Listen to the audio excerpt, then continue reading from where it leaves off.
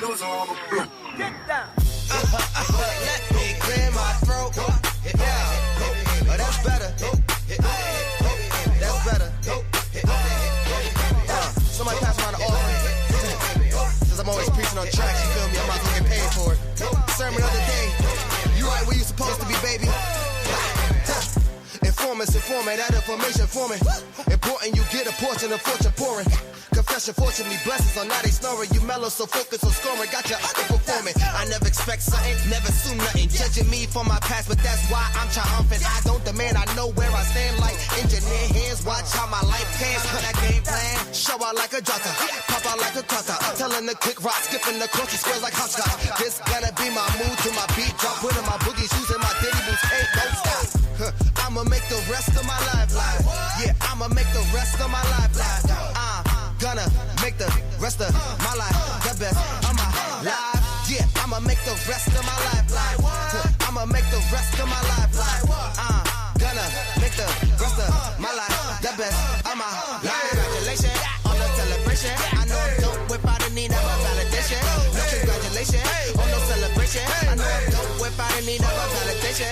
Yeah. If having hope is dangerous, call me evil Knievel. You leading on the wrong side, living with pens and needles. So lethal, made Shane Black wanna write a sequel. Cause I snuggle my dream till it's seen as illegal. And I still probably will, cause I can never give up. I got my goals calling me, how could I never pick up? Either we make up or just break up. With the snake hits, get the rake up. Yeah, selfish, I'ma cake up. If I don't shake me to wake up.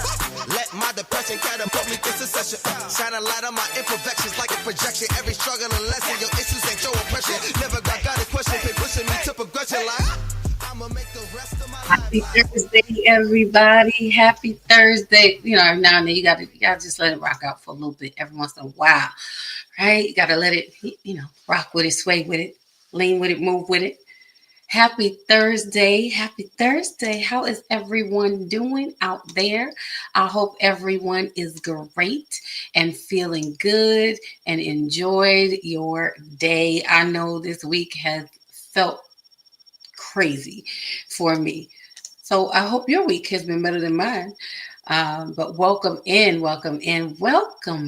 Happy October, everyone.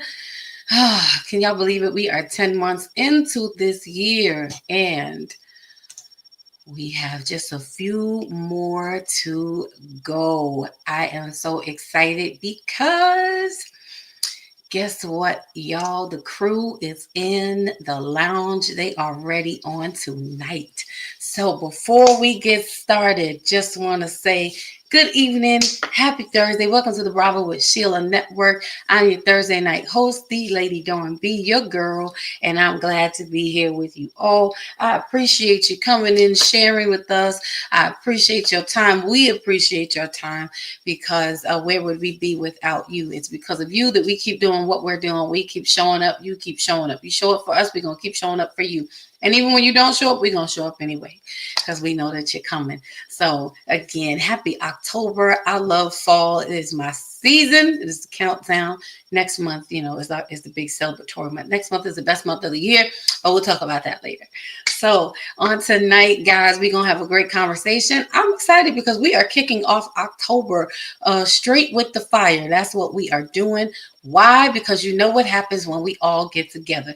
Now, we know every Thursday night we have the Thursday Night Squad and the crew, but I'm excited tonight because some of our missing pieces have been set free and are here with us tonight. So looking forward to getting the panel up and let's get into this discussion.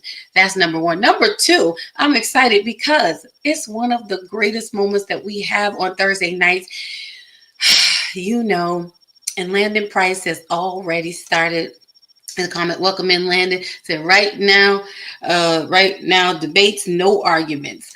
All right, we're gonna try not to argue. We're gonna argue tonight. We're gonna have good conversation, great dialogue, and enjoy one another. But y'all know it gets a little spicy on Thursdays, so you never know what you're gonna get, but you do know it's gonna be good and it's gonna be fun. So tonight we have The ladies' room versus the men's lounge in the building on tonight. And I believe the odds are even tonight. So you know what? I might kick back and just moderate, just sit in my moderator seat because we got the women and the men. So you know it's even on both sides. I don't know. We'll see how it goes. But anyway, we want to just thank you all for tuning in. Want to ask that you would just hit that, just real gentle, that thumbs up. Just, you can even, however you need to do it, just do that. If you don't mind, please, ma'am, please, sir. It helps us to get pushed out further into these YouTube streets, and it is free 99 to you, but it means everything to us. So we are very appreciative of that, and we want to welcome everyone in, especially those of you who are in the silent section, the expensive seats, as Pastor Sheila, aka Auntie Bravo, calls it.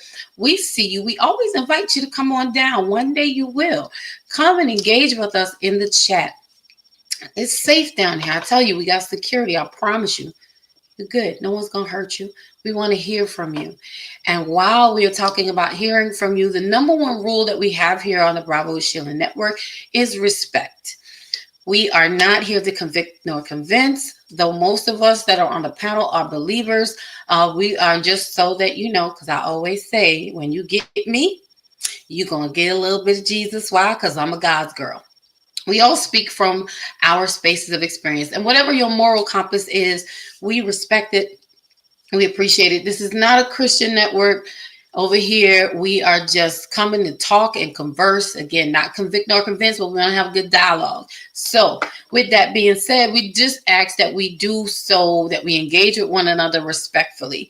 If respect is shown in the comment section or on the panel, we will have to have you escorted out. Now, I told you we do have security, and that's in the person of the greatest moderator to ever do it in these YouTube streets, and she belongs to us. She is in the person of Inne Kenya, and we love you so much. She is always on her post. I'm trying to tell you, ain't nobody can do it like Inne can do it. We love you. Thank you so much for being here.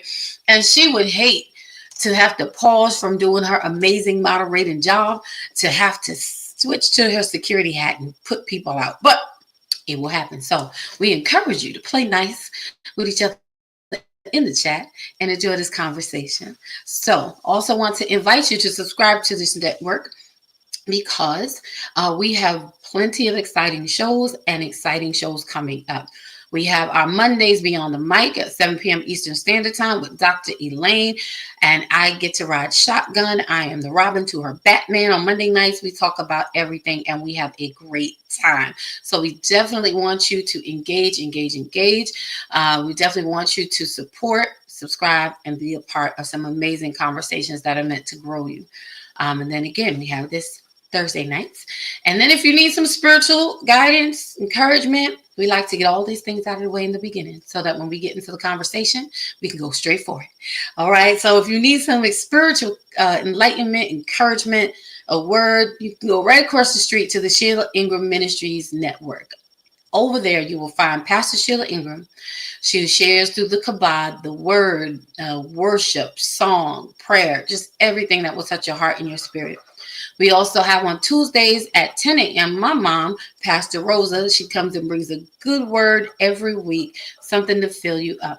And then on Fridays, tomorrow at 11 a.m., we have the Women of Grace. That is none other than my Auntie Bravo, Pastor Sheila, my mom for real in real life, Pastor Rosa, and my auntie gangster, Reverend Jenny Minter, who is on at 11 a.m. And these ladies are going through the Word of God in modern day time. So you definitely want to go over there and subscribe there as well. Be a part of what's happening over there. I want to thank everyone also who tuned in last night on the Sheila Ingram Ministries Network. We had an amazing conversation, an unfiltered conversation about the pulse of the church. So if you're able, go catch that replay. All right. So thank you, please, ma'am, and please, sir. And I'm going to give you a little tidbit, give a little sneak preview, y'all. So I will be going over to the ministry side to do some ministry. Okay. So y'all be prepared for that. Sometime this month, I'm going to be going over there to have maybe like 30 minutes to share a word. So I'm going to switch and put on my elder hat. But you didn't hear it from me. Just pay attention for the announcement.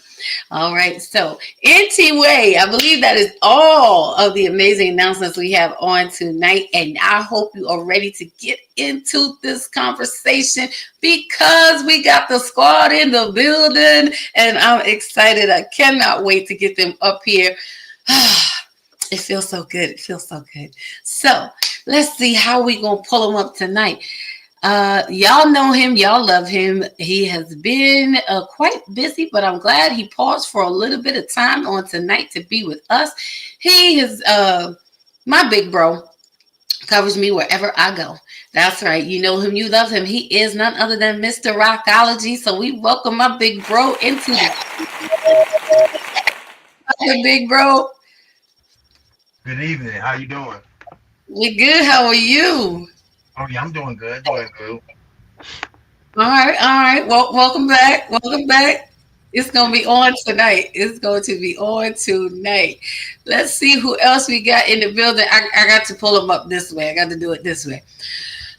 Now this one here is my kin. Okay, she has been. Listen, this has been jet setting up and down, back and forth.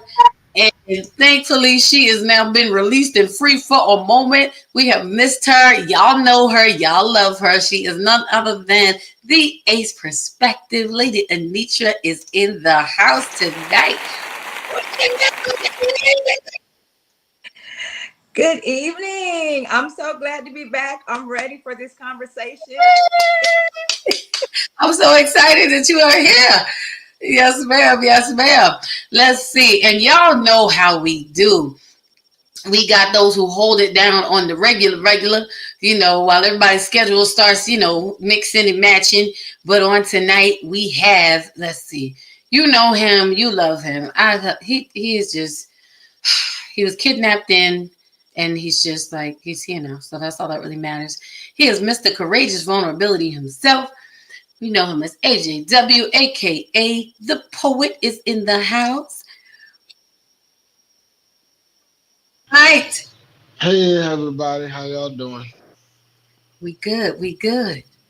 How about you? So, I don't know yet. We're gonna see how this conversation goes. All right. We will take it. All right. Well, hey, next up, you know her, you love her. Listen, America has their sweetheart, and we have ours. She don't need no introduction. She is who she is, and she belongs to us. And we glad. She's always dropping gems, jewels, and diamonds. Every now and then, she might have to throw a rock out there just to wake us up. But she is the Bravo, it's the sweetheart of Bravo. None other than Coach Theo is in the house. Hey, sis. Theo. Hey, look at this. I feel like I came and they left, but now they back. Look at that. The stage is filling up. Come on, make it do what it do Thursday. And last but not least, you know him. He is the reason why we have had to adopt a disclaimer on Thursday nights, okay? Because we never know what philosophical, I was going to say tomfoolery, that is going to come up when he starts talking. But he speaks his truth, and we love him, and we appreciate his voice. And he is none other than Sir Eric, a.k.a. the Matadors, in the building. Welcome in, E. Welcome in. He may have stepped away. Oh, and there he went. He popped off for a second. He'll be back. See, here we go. All right, and he's back. Look at that. I'm going to even give you applause again. I'm here. I'm just going to be sitting in the back. I can't show my face because I'm still recovering from the surgery and all that. So I'm just here to support my brothers tonight. So I'm going to be cool tonight. Okay. Well, yes, we are thankful that you are here and that you have, yes, last week he was preparing to go to surgery and he is back. So welcome him in. Thank God for safe and successful surgery. And we appreciate you coming. He say he riding for the fellas tonight. That's okay. Ladies, we got this. So again, everyone, please like, subscribe, and share to the channel. And let's get ready to get into this conversation of the ladies' room versus the men's lounge. And tonight we are talking about what opposites attract. What you know about that? What you know about that? Oh, Justin pulling out his glasses already. So before we get into this conversation, I want to start with an icebreaker. We had a really great time on Monday night, and there were some questions that came up that I was like, you know what? I need to ask our Thursday night squad these questions, and these are provided by none other than Dr. Elaine. So we got to give her credit where credit is due. So, we're just gonna break some ice. So I'm gonna put this question out there to everybody, and let's see what we say. Y'all ready? All right. So my question is, we're gonna go in order. Who should pay for the first date, and who should leave the tip? What say you, Rob? Um, I'm kind of like twofold on that. I can do the man pay for the first date, or I can do Dutch on the first date. I've done both. Okay. Okay. So it's either the man or we go Dutch. Hmm. Hmm. Interesting.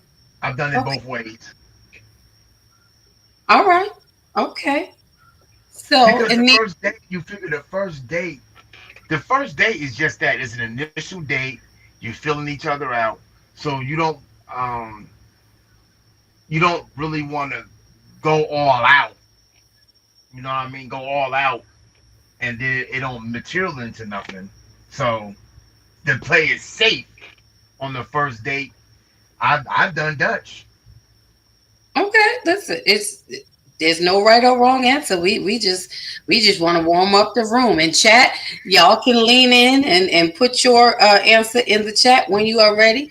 Now, Rock says the man or we go Dutch. Okay, come on, Anitra. What you say? Who should pay for the first date and who should leave the tip? I would say whoever asks. Whoever asks. If the woman asks the man out, I say that it's okay for her to pay for the date. I found in my experience that I have done that, initiated a date, but the men still tend to want to pay for it. But I wouldn't mind, me myself, if I asked a gentleman out, I wouldn't mind paying for the date. Okay, all right. So we got a one for the man or Dutch and one for And that one too. whoever initiates. Yeah. All right. Let's see. E, do you want to chime in? Are you able to talk even though you chilling in the back?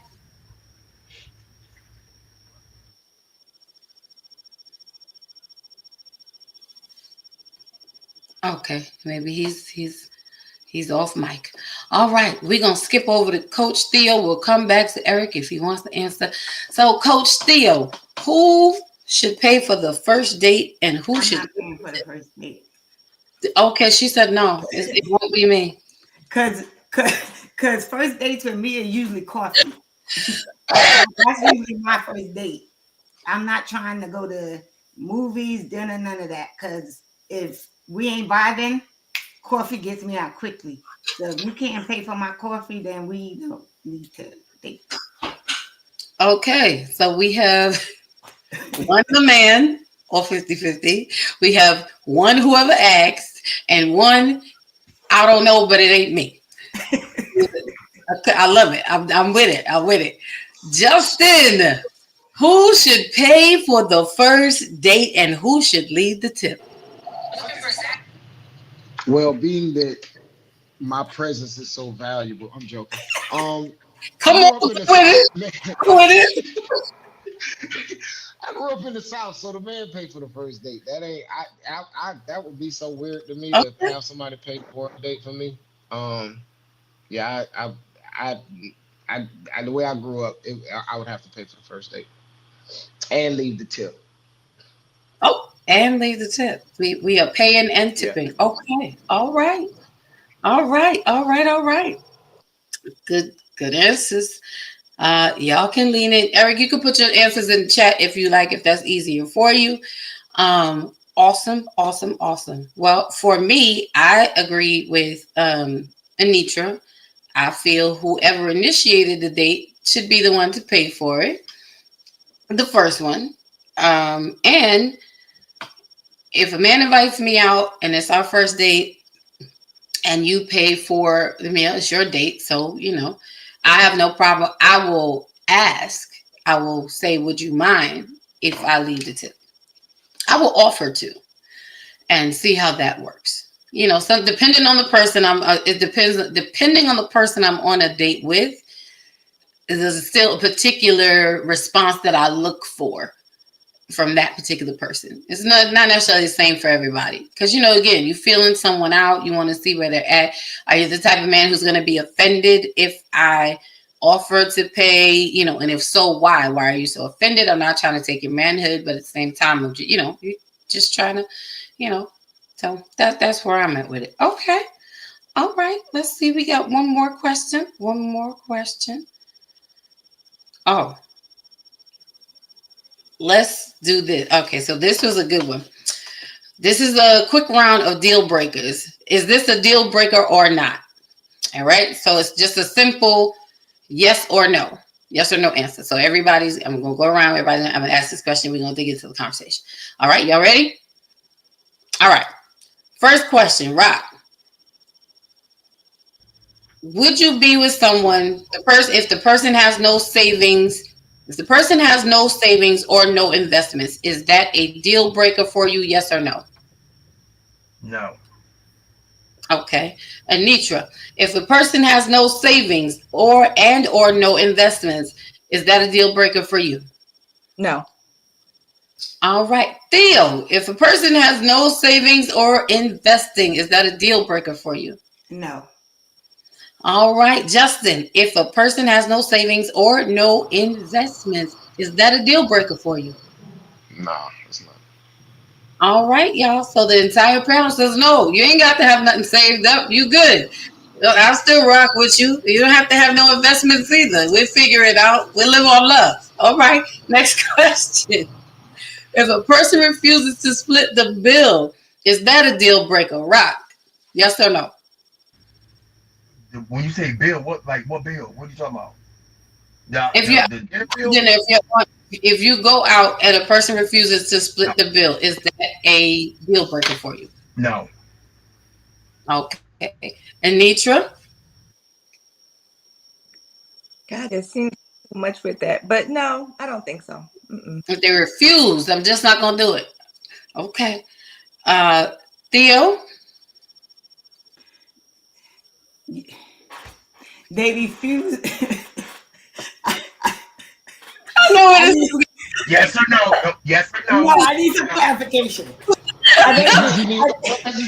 Are they refusing and expecting me to pay for their bill, or they just want separate checks? I knew where this was going because me and Theo think alike. So I'm ready to do. I cannot divulge any more information. Just if they refuse to split the bill for whatever the reason. I don't know.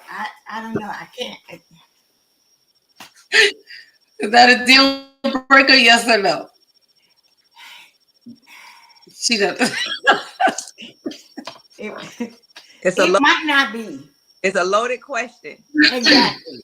It might not be. There's a possibility that they might get a second date, but it all depends. Okay, so just all right. Without thinking, I'm just gonna say yes. I'm just gonna say because I don't know. I don't know what's going on. I don't have all the information. Your initial first reaction to this question is just yes or no. If they refuse to split the bill, is that a deal breaker? No. It's okay to say yes. You want to say yes? Yes, it is. Because no, it's not. Justin, how about you? No. Okay, we got 3 no's, one yes and one yes, one and a half yeses. Yeah, me and Theo, we think alike. All right, next question. They never want to talk about money. Is that a deal breaker for you? Yes or no, Rob? Yes. Okay. Anitra, yes or no? Absolutely. No. I mean, it's yes, yes, yes. I was like, absolutely yes. Right, I'm like, absolutely, yes. All right, Theo, they refuse to talk about money. Is that a deal breaker, yes or no? Yes. All right, Justin, they refuse to talk about money. Is that a deal breaker, yes or no? Yes, it is. All right, Eric, I don't know if you can hear us. Do you want to respond? Is I it, can I can hear you. I can oh, hear you. is it a deal breaker for you if a person never wants to talk about money, yes or no? Um, Not really. No, no. I'm gonna say no. It's not a deal breaker for me if they No? don't want to discuss their finances because it's early on in the relationship. So All right, okay, it's no. All right, so we got, somebody said yes. Okay, he said no. We had a yes somewhere, right? I think everybody else said yes. Uh, for me, it's no. It's not a deal breaker. We ain't gonna talk about it if you don't want to talk about it. Just when we show up somewhere, make sure your wallet is full with what you need. You didn't want to talk about it before, so I'm just saying. Okay, last one. Deal breaker, yes or no? They insist on a prenup before marriage. Is this a deal breaker, yes or no? What you say, Rob? Jeez, that's Just hard. yes, yes or no? You want me to come back to you? I'm gonna say yes. Okay. Anitra, they insist on a prenup before marriage. Is that a deal breaker for you, yes or no? I feel like rock, like I just conversation. Is it a deal breaker if they? You said they refuse. Which one was it? No, they insist on a prenup before marriage. Hmm. Yeah, come back to me. Okay. Okay. See, all right, but your initial, y'all thinking this is the quick round. It's supposed to be the quick round. Justin, they insist on a prenup before marriage. Is that a deal breaker? Yes or no? Nah, not for me. I insist on a prenup. This Okay. is Hey, about to fail. all right. That's right. Protect your stuff. All right, Coach Theo. If they insist on a I'm prenup. with Justin. No, Okay. because we might both be right. Like, yeah, so you can, we can have a dual prenup. Right. You leave with what you came in with, and I'll do the same. Eric, is it a deal breaker if they insist on a prenup before marriage? Yes or no? it's not a deal breaker because I would want depending on my career and how good it's going, No, I would see, probably would want that in place. Yes, to y'all, protect me y'all, and my assets. y'all digging all deep. Y'all digging deep. It's Y'all not digging. digging deep. That's being truthful. It's yes or no. Is it a deal breaker? Yes. Okay, all right. Because we got a lot of particulars that if A equals B, then I'm gonna do C. But if G and M subtract from each other, I'm gonna do K. And so just yes and no. For me, if they insist on a prenup before marriage, no, it's not a deal breaker. I'm not trying to take anything that ain't mine. I don't want because I don't want your problems either. So. I think that was good for a little icebreaker to warm us up. And welcome in Beyond Behavior. Welcome in. I appreciate you being here. We appreciate you being here. Beyond Behavior says that's a red flag too. It definitely can be. It definitely can be. So tonight we want to get into this conversation about opposites attract. So I have a few questions, got a few things, we want to talk about because when we are thinking about, in this month, this is what we call cuffing season. This is the season where I put out the disclaimer as I did last year around this time. All us extra plush, thicker than a Snicker with the, extra fluff type people, guard yourselves real careful. Because cuffing season is the time where people are looking for the extra warmth, to cuddle with. It goes just in with the glass. The summer went by, nobody was paying you no mind, but now it gets a little chilly out, and you are the hottest commodity on the market. Okay, just be mindful. Okay, we just saying. So we want to talk about some of the things that I believe next week we're gonna really get into cuffing season and talk about it real deep. They say this is the big girl, big boy season, where we real popular. I mean, me, myself, I'm a hot commodity in all the seasons all year round. I'm just saying, because for me, if we can't rock in summer, we definitely can't rest in the winter. I'm just saying. But with this being said, the point of the conversation, or us digging into this point of opposites attract, is how many of us often end up limiting our options in dating and even in relationships or even in business because of what we feel is opposing to what we think we like or what we think we want or what we think we need. A lot of times we're sitting here single, unsatisfied, frustrated in whatever we're doing because we continue to box ourselves into this little space of what we're familiar with or the things that look like us. We often, and y'all let me know if I'm wrong, but a lot of times we want to be around people who we have stuff in common with, right? The birds of a feather flock together type mentality, because then we can all do the same thing, we all go the same way. We all understand each other, but there's really no growth in that. To some degree. I don't want to say there's no growth because there's some, but how different would our lives be if we took the limits off, if we took off of those boundaries and we allowed ourselves to experience something outside of our comfort zones, outside of what we would normally be attracted to or what attracts us, so to speak. So I want to start with this question. What attracts you? What do we think it should do? We really understand what attraction is and what attraction does. So any one of y'all, whoever wants to start, share with us, like, what have you ever experienced this where you've met someone who you didn't really feel was attractive? You didn't really like, they're nice. And they, the basic lady or the basic dude, right? Nothing too over the top. You didn't walk in and your eyes fell out, or your heart started beating and pounding when you saw them. But they all right. They're basic, they're average, and they're fine. So you're not really having a big attraction to them. But then somewhere down the line, as you've gotten to know them, or you see them in a different setting, you get to see a different side of them. All of a sudden, you're like, hey. Wait a minute. You start looking at them a little differently. Like, I didn't know he did that, I didn't know she could look like that, Have you guys ever experienced that where someone who you bypassed at one point later on caught your eye in a different atmosphere or different setting?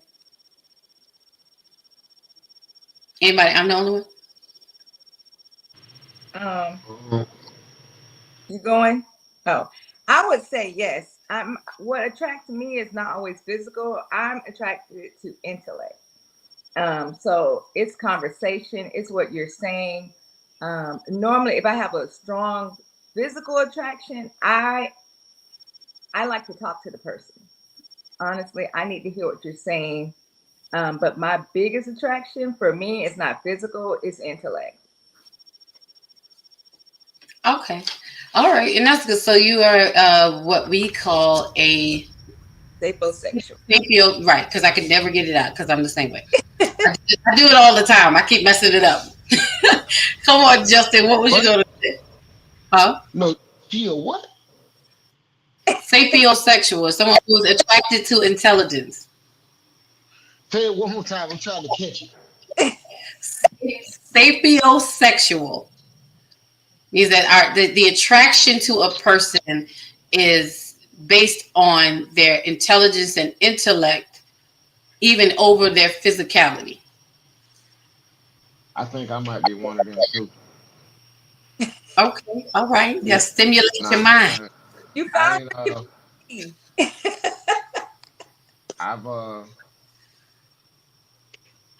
Yeah, I'm. It's typically the conversation. Like I've talked to some really beautiful people, women, and then you start talking, and it'd be like, yeah, I'm gonna call you later. So yeah, the conversation.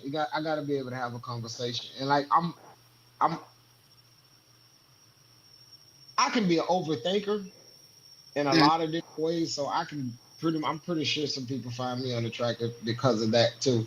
Um, but I love a deep conversation. I love to actually kind of go deep into things. So yeah, I'm a whatever sexual y'all was saying earlier. You sexual too? Come on, y'all. Who else up here? Who else up here can relate? Somebody type that because every time y'all say it, it's like it goes out. Somebody type that in the chat. I have no idea I've never heard that word before. I'm gonna write something about it. We will type it in there for you. Theo, I know you got something. I'm pretty much, I'm Why pretty much the inviting same you as they are. guys? Um, First attraction is physical.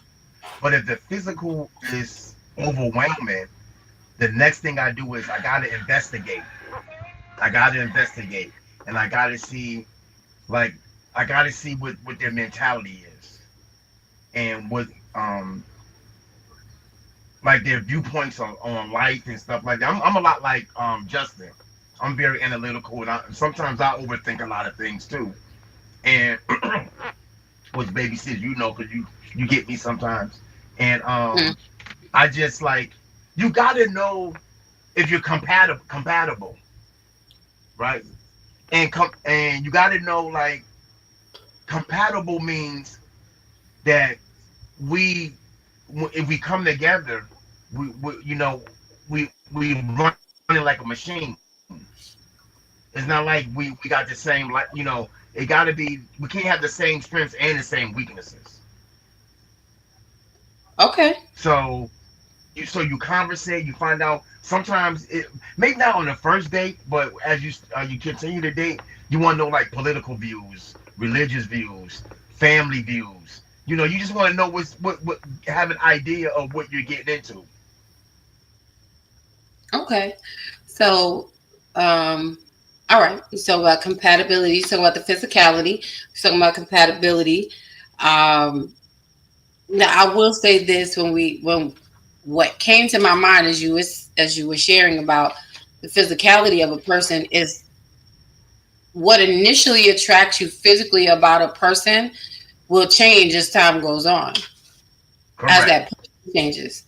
Correct. So in the first place, so we're kind of already starting off wrong Right. if you really Sometimes think, before they get old. right, and it's exactly because when you find out really the content of that person, like Justin said, there are some beautiful people that have ugly spirits and ugly hearts, basically, and their spirit and what comes out of their mouth, their lack of intelligence or their lack of conversation is a real turnoff. So you just a pretty face in an empty shell, or a handsome face in an empty shell. um, but yet this is what we go for first, and then there are people who are not who we would initially look at in the physical, who are better suited or are keep our interest a whole lot more than that beautiful, knockdown, drag out, the bombshell type of person. But when you started talking about compatibility, I found the only way you find out if a person, and this is my opinion, and y'all can check me if I'm right, the only way you find out if a person is really compatible for you is you have to experience life with them. Because you can't go off of, we're forever learning each other. I don't care. You could be together 10 years. You're always going to learn something new about the compatibility that y'all have. We match here, but we don't match here. You don't know what you don't match up as until you get to that door. I don't know that we're not compatible with resolving problems until we have a problem, and then the problem is not that we have a problem. The problem is we're not compatible in finding a resolution to the problem, but by that time happens, sometimes you could be 3 years in. What do you do? So our compatibility is something that changes over time. The other thing that it made me think about when you're talking about compatibility and opposites attracting is magnets. Magnets are polar opposites. When you put them together, if it's the same charge, you have a reaction. If it's the difference, you put the positive and the negative. You got to think of that type of compatibility and what type of results you're looking for. At the end of it all. So compatibility, when we talk about it, you could be excited about someone and be compatible with them in the first 6 months, but that 7th month, when it ain't cute no more, and the way you chew is not really, it's not as appealing anymore, or, those kind of things. Are we still compatible? Because I was just loving on you a minute ago. Yeah, That's Justin. my part of it though. I think that's where it get interesting at when you gotta actually experience this person's humanity. Like for me, Mm, I'm waiting for that part of the relationship. I don't take for me, I'm not allowing myself to take it too serious until I know what you can go through. So like what gets on my nerves, what gets on your nerves, like all of that once that stuff starts to get figured out, that's the most interesting part of the situation for me. Because I've been married before, so I mm-hmm. know what it's like 13 years and then get the game switched up on you. I ain't interested in playing them games. I need to know. Let me know up front. If I ain't what you want, go get what you want, love. God bless you. Godspeed. But yeah, I when it's that part for me, because that's where you're gonna get the most information to process. You know what I'm Mm-hmm. saying? So I like that part better than even the new stuff. The new stuff just costs me a bunch of money. I'm sick of going out on dates. Just like, I wish you to. I'm all cried out. What is the Tamala Man song? Take me to the King. Truth is, I'm tired. The options are few. Right? I'm tired of dating. I'm just saying. I'm gonna change the whole song. You know what? I'm gonna do that. I'm gonna change the whole song around. So I agree, but I love what you said about experiencing a person's humanity. See, here he go with the glasses. Theo, get. But we don't want to get to that point. A lot of times we stop before we even get to that point because our compatibility, so we think, has hit a wall. It's now hit a stance. And we don't do things the same way. So sometimes we want to bow out instead of trying to work it out because we feel like it's easier to walk away. And that puts us in a cycle of going into different relationships, just looking for the person who's going to go along and get along. What was you going to say, Theo? I was going to say, but I think it depends on how you're defining compatible, right? Because I think for the most part, you don't want to be totally compatible because I think sometimes you need that person that's a little bit different than you to challenge you, right? Because sometimes they're stronger in an area that you might not be as strong in, right? Or they may challenge you in ways that help you to grow, right? Or support you in growing. But I think that is the piece where, like Justin said, is kind of part of the getting to know someone, right? Learning how they solve problems, how they interact in crises, how they deal with certain things. Are they open to communicating about an issue or a problem? Like do they need time to process it versus you're the person that want to talk about it right away, right? I think those are the things that you start to learn about people. But I think for me, most importantly is as I'm getting to know you, is how you treat other people, right? Like if I go out to you and you're rude to people, if you're rude to the waitress or to the cab, like I'm also looking at that.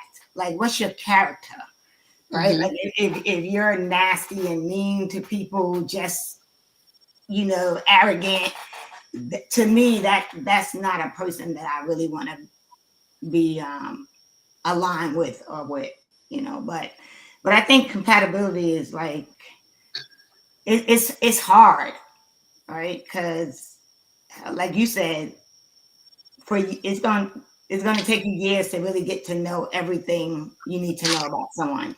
So I think you need to kind of get to know as much as you can to first of all decide if this is your person, right? And then from there you figure out, how you're going to deal with and handle the things that come up.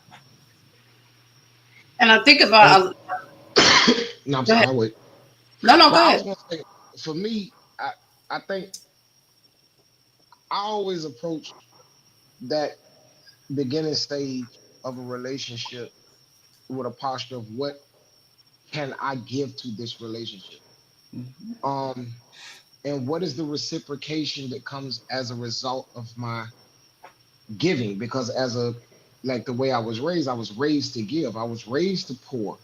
And so it's not even so much what I'm willing, because I don't for me, I'm not walking into, I don't really want to operate in fear going into a relationship. I want to be open in the beginning. Like I'm gonna pour it out, and you can cut off the communication. You can cut off the openness. You know what I'm saying? Like by just different little things. I'm gonna pay attention to what happened, because like I just the whole mask phase is played out for me. So Mhm. I think that like I'm coming in, I want to know what you want and what you want to do and all of that kind of stuff, so that I can uh do what I'm supposed to do what I'm supposed to do to be able to, make you feel like you want to feel.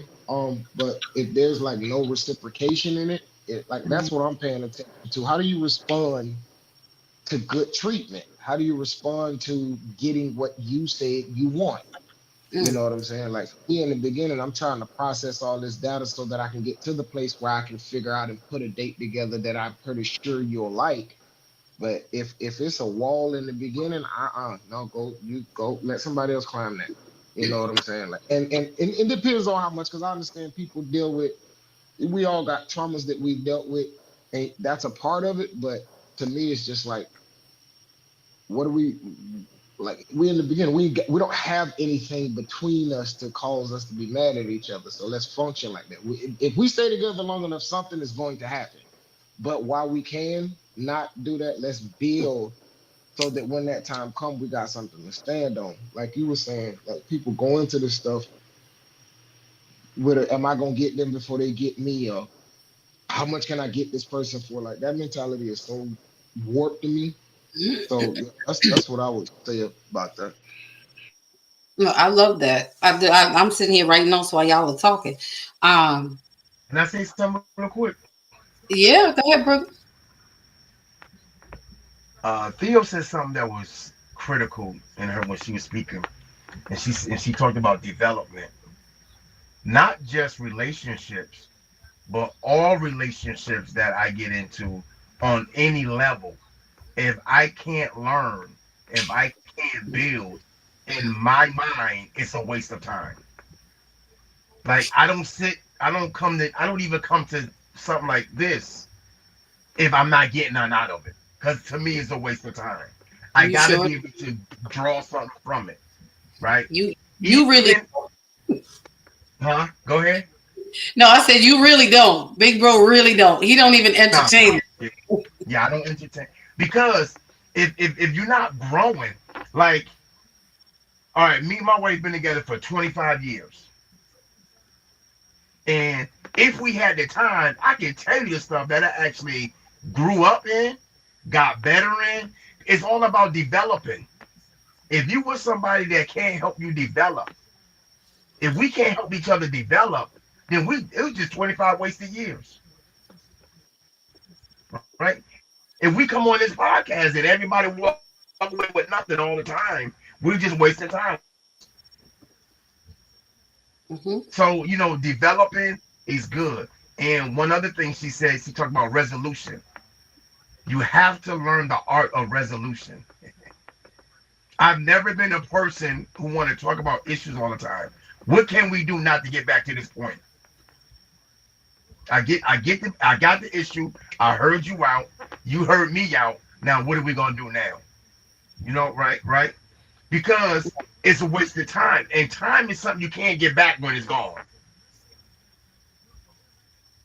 So that's what, and that's all relationships, whether it's at church, the community. I don't even talk to people in the neighborhood about if they ain't got nothing to say. I don't. Hey, how you doing? And keep moving.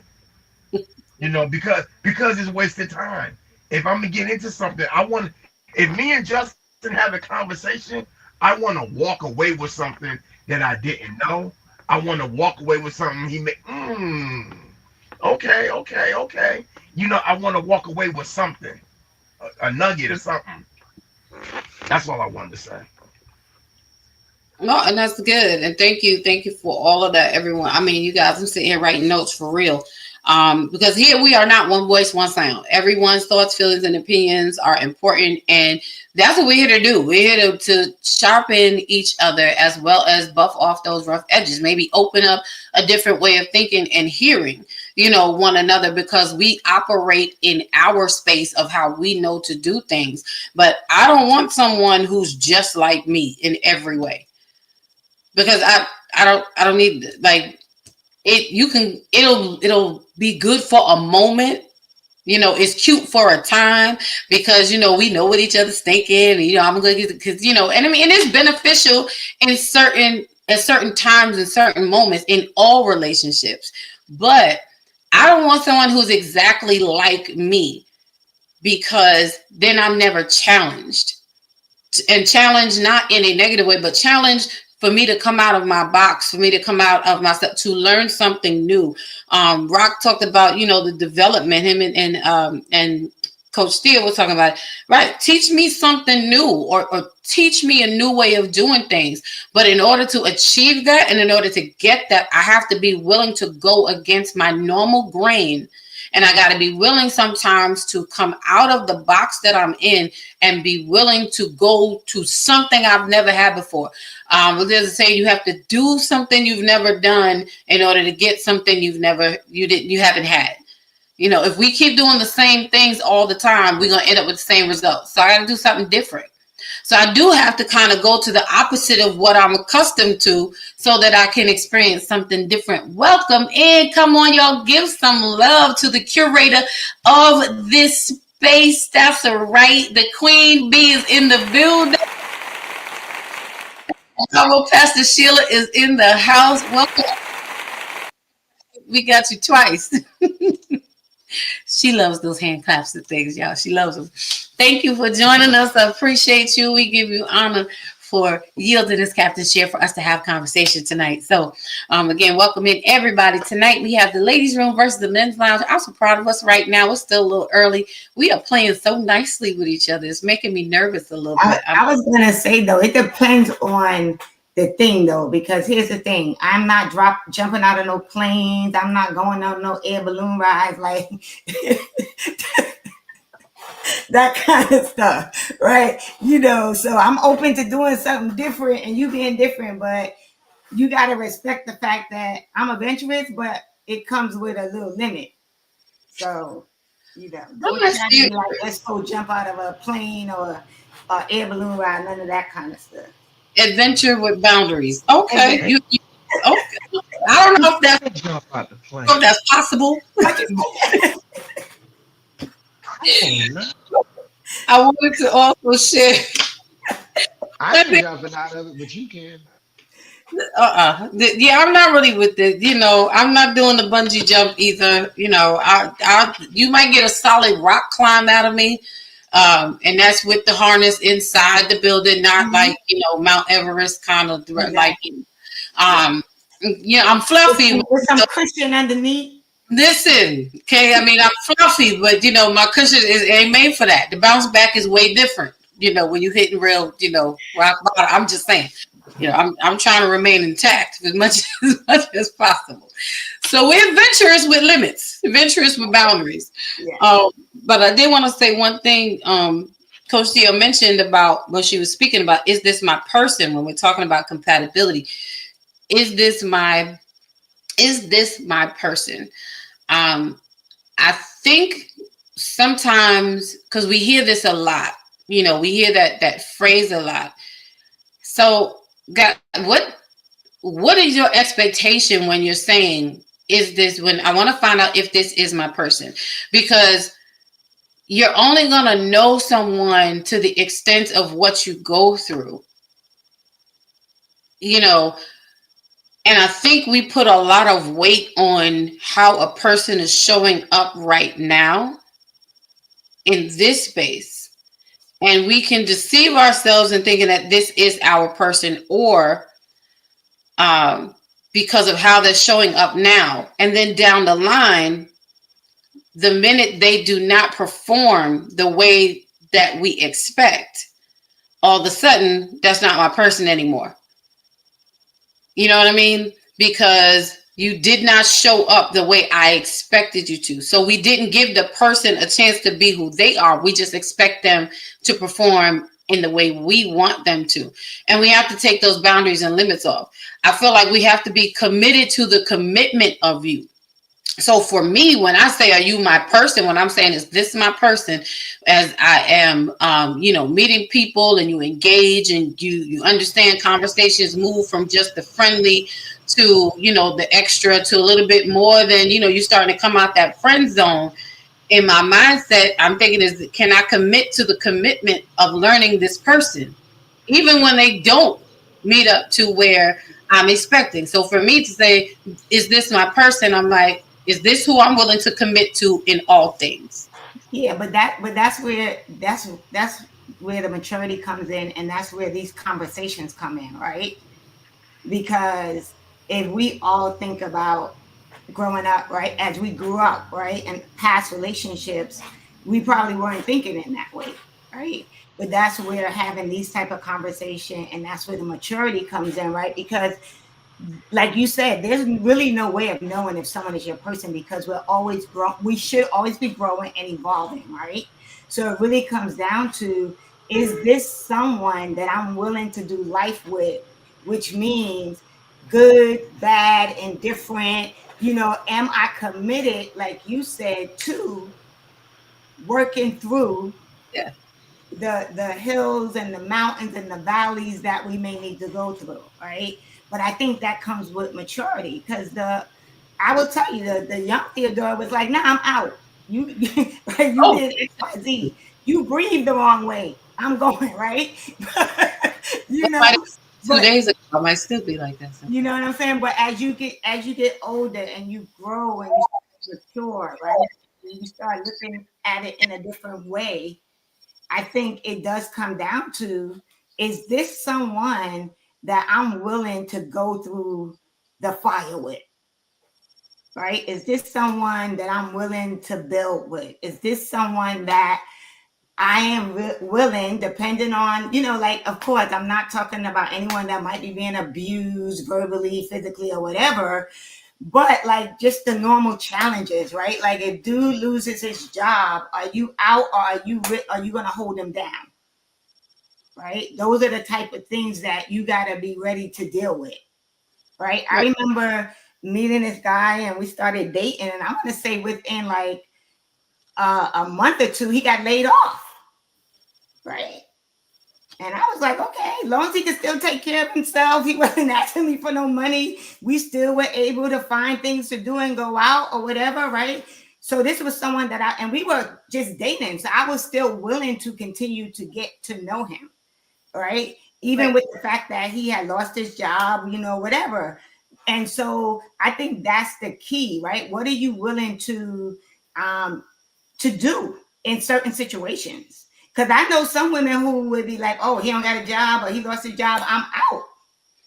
Right? Some women and some men. Like I said, we weren't even in a relationship. We had just started dating, and I could have been like, you know what, I ain't trying to deal with this. But I was like, he's a cool dude. We were getting to know each other.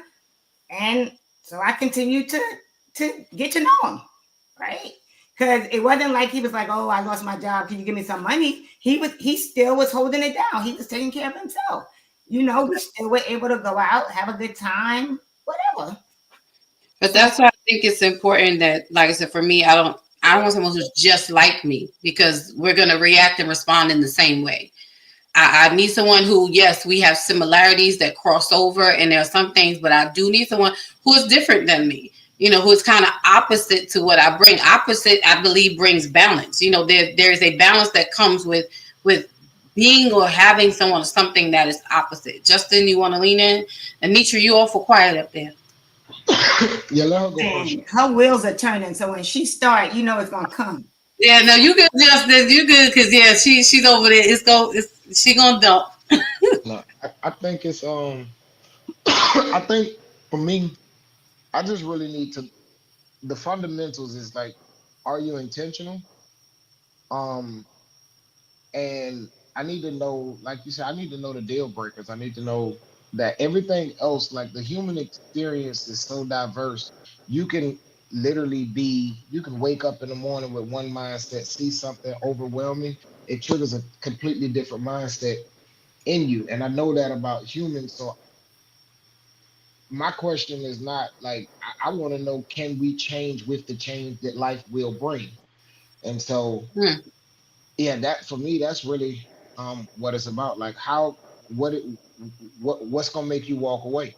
You know what I'm saying? Like that's that for me, that's the real question. Everything else I can figure, we can figure that out. Like I ain't expecting everything to be good all the time. I don't expect you to agree with me all the time.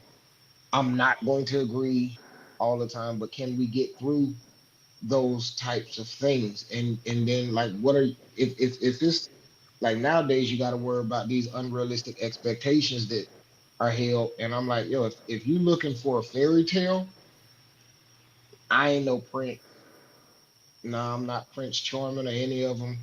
I'm gonna go about my business because I can't, you know what I'm saying? And I ain't gonna lie, I've tried to be that. I've tried to be, but I can't do that no more. Like, man, listen, can we live real life together? Like Right. I'm So we looking for somebody who values the sitting in the living room watching TV just as much as a vacation, because you're going to sit in the living room and watch TV a lot more than a vacation. You know what I'm saying? So if you can't value that type of time, then go get with that guy who's going to take you on vacation all the time, because I ain't going to be that guy. Now, if this book like, talk and can you've we been have a with next me, date we with? going. Huh? Yeah, but I was that like, can that's we have a nap date? yeah, like yo, let's just go to sleep. We over, you know what I'm saying? We over 40 now. Sleep is a beautiful thing. Listen, Exactly. I will bring the fuzzy socks and the throw blankets, all the comfort things, the hoodies. I got all that. You know what? I'm just saying, can we do that? This is where we at right now. You Right. know, uh, Can we um, pop some popcorn and chill? Can we Yeah. just sit down? I'm tired. It's been a long day. Yeah. that part. But don't you think that comes with? It's funny again how that's the opposite of what a lot of us say when we're looking for people who are dating. A lot of to date, we're looking for the person who's going to bring all of this excitement, all of this, let's travel and just set around the world. Like, look, partying is tiring. You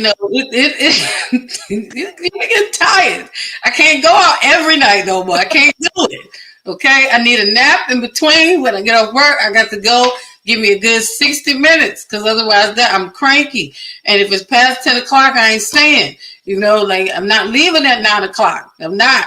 If it starts at 9, I will see you next time. I can't do it.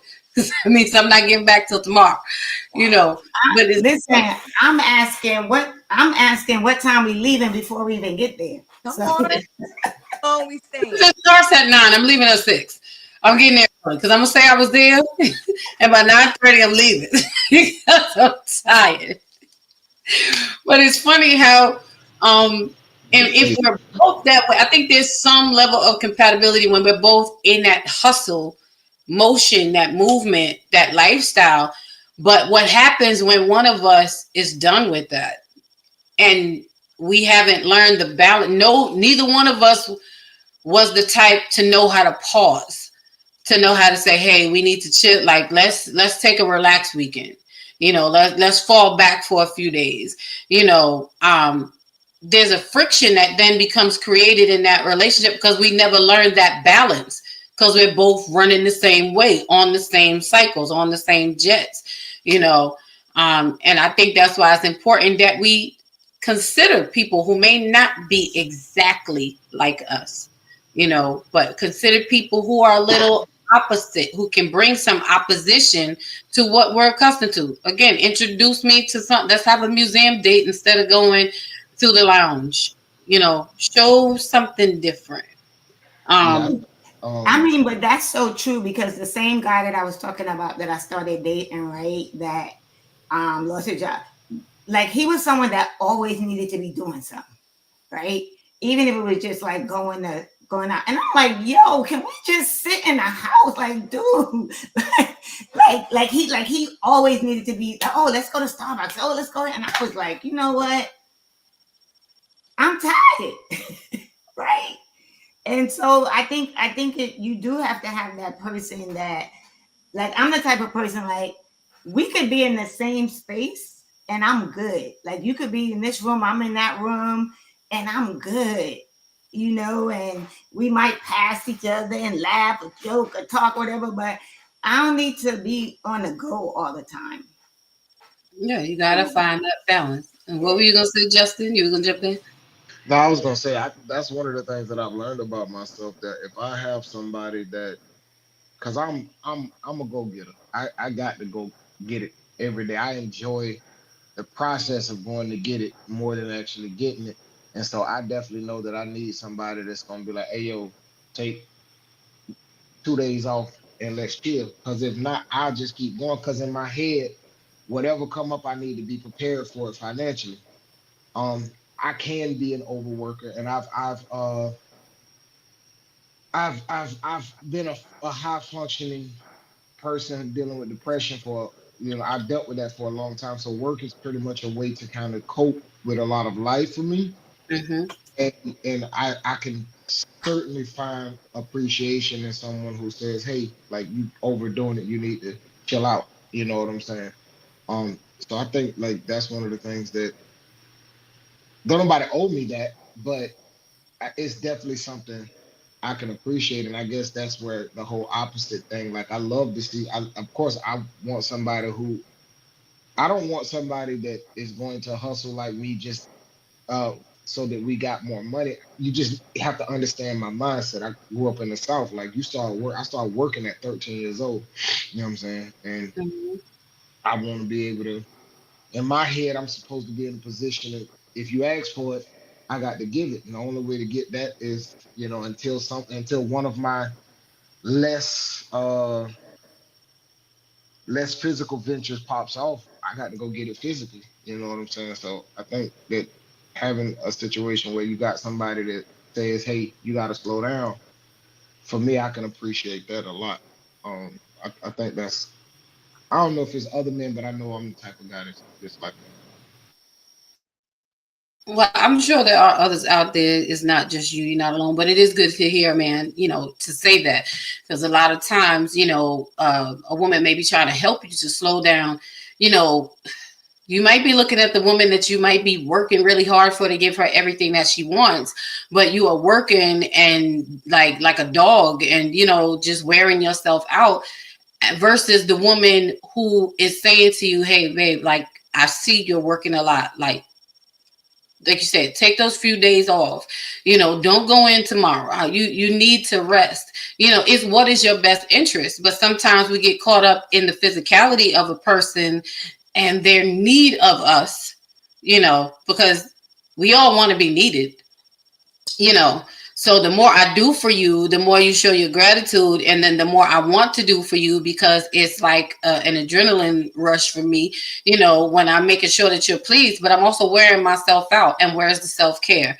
Are you watching my back, or are you just pushing me to continue to do what I'm doing so that you can benefit from it? We all need someone who's going to be able to help balance us in that sense. Welcome in, Paris. Good to see you, sis. She says, good evening. What kind of geriatric show did I tag in on? We're not geriatric tonight. We were just saying we tired. We tired. We done been out. We have partied until we could not no more.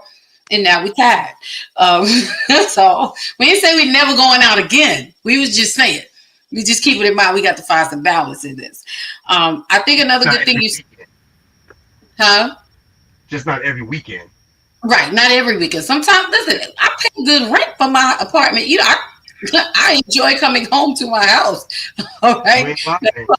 You are welcome to come over if you like, but trust I am happy spending my time in these four walls that I pay for, that I work really hard to pay for. I pay for it so I can enjoy it. That's what I want to do. But we will go out. One another good thing you said, Justin, I wanted to kind of touch on, and then Anitra, I want you to jump in because you were real quiet in that corner up there, Ken. I know it's been a while. But you said one of the things that you look at is how do you respond to good treatment? You know, and that's something else that we don't think about. How are you responding to good treatment? And I would say, I was like, oh, he's in my business. You know, I have realized that, okay, transparent woman. I realized that it is difficult, that I struggle with receiving the good treatment. Like, okay, so I'm gonna say it this way. I don't really know how to act sometimes when I get the good treatment because it's been so long since I've been treated good that I'm not even sure how to respond. It's not even that I don't want to respond. I don't know how, you know, because usually sometimes a good treatment, and we've all been through this, so I'm not making it a woman thing or nothing, you know, but a lot of us have experienced where the good treatment comes with something attached to it, you know. So then it's not really good treatment, you know, because of what's attached to it. Whether it's I treat you good after I do something, or I'm treating you good because I did something, or I'm treating you good because I want something. It is rare that, I don't want to say rare, I can't speak for everybody, that, and it's sad to an extent that we have to say these things, but these are real things that people go through, that a lot of good treatment is attached to something, and then you are triggered the next time you get with someone. We are defensive about, okay, well, why are you being so nice? Well, why are you taking me here? Well, why do you want to go out with me? Well, what do you want to do? You know what? You know what I mean? It's that defense that we go into it with. So I think we have to be mindful of this in our responses to being treated good. Be patient with someone who is trying to relearn how to handle being treated well. Because I'm trying to create a new sensory memory, if you will, to what good treatment feels like. Now I can give it, but receiving it, it's like, okay, I gotta, you know, we gotta sit back in that. I gotta sit back and learn it. So I'll be very upfront and be like, listen, I'm gonna tell you right now, it's not that I don't want you to treat me nice, because I do, I require that. But I also need you to give me a minute to adjust. Can I ask a question? Yeah. I had Have to you learn ever that, sis. I had to learn that have you when I ever got with my wife. She didn't know how to receive being treated nice or anything. He used to bug me. He used to bug me. But then one day I don't even know. I don't know if somebody told me or I came to the revelation myself. I don't remember because we've been together so long now. But I had to realize that I had to give her time to learn how to be treated nice, and to learn, like you said earlier, to learn to give and not think something is attached to it. It's the real thing. And it took a minute, but we got there. It took a minute, but we got there. See, it can happen. Hold on one second, Rock. Justin had a question. Go ahead. I was gonna say, have you ever considered like how you just heard that and then you said what you said? Do you think it's a bad idea to say it even in that moment? Because I think for me, if I'm dealing with somebody who has that type of experience behind being treated good, that allows that is a space for conversation to be created. So now I can make my intentions pure because, like you said, people do things that appear good for reasons that may not be good. Um, and it's like in that moment, if you say, "Hey, listen, I got to learn how to process this because of these reasons," then I know I need to be very open and say, "Hey, listen, I just want to see you smile. So no matter what I do, that's what it's for." You know what I'm saying? Because I believe that men, not just males, but men get something from seeing the women that they are investing their lives into smile. I want to see you happy. And just seeing you happy is enough. Everything else is a bonus. But for me to be the reason that you smile is enough. And I think you could get that information by being open right up front. First time something good happened, like, hey, this is what it is. And now that you've been open, now that person has the opportunity to be open, and you're looking at what's happening in the relationship with a much broader lens. Because now if they full of crap, you'll be able to see it. Because the crap gonna come out, but you've been open and honest. So now that you've been open and honest, you can make your decision, an informed decision as to whether or not you want to keep going once they expose themselves, good or bad, or you going, hey, listen, I told you what it was, and you've shown yourself to be the type of person that's you're not doing it for me, you're doing it to me for you. And so I think that maybe you can, maybe we should consider saying, hey, this is what it is. And now you see it with that lens.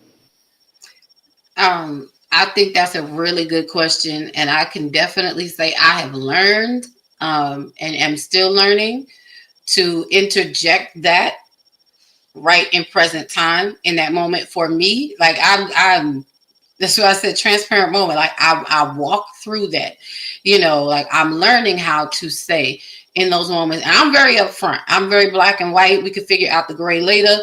A lot of people are the opposite. They want to operate in gray and then we define the lines later. No, I don't like confusion. I need to know the boundaries upon which we are working with. So then I know how to show up. I know where my starting point is. So I don't have a problem with going in and being honest. Sometimes that honesty can be too much for people, but I'm willing to say it. It may not really seem like a big deal, but I absolutely am okay with saying, listen, I'm just not accustomed to all of this, or it's been a long time since I've experienced this. So, this treatment this way from a genuine space. So you have to give me a minute to take it in. The other problem I have experienced that when I do share that, they don't believe me. Like, oh, please, the assumption is, oh, everybody takes you out, everybody you doing this, and everybody's that, and everybody's like this for you, and ain't no way you single, and ain't no way that nobody's treating you bad, and ain't no way. No, it's real way. No, it's real life. No, it's really true. I'm like, nope, everybody's not going out. Nope, people approach you and they'll talk to you in certain ways in order to gain your trust, in order to gain that access, in order to get that space, which again is that space of good treatment comes with something. And like you said, you being good to me, not for me, but for you. That is a conversation that I've had with several people actually recently, if I'm being honest. And I've had to kind of exit them out of my life and then not really like, what happened? Like, what's going on with you? Like, you changed. No, I think when people say that I miss you, and we're segueing, I guess, but I dislike the statement, I miss you as well. Because I feel like when you have access to a person, there's no reason for you to miss them. You miss the person by choice, you don't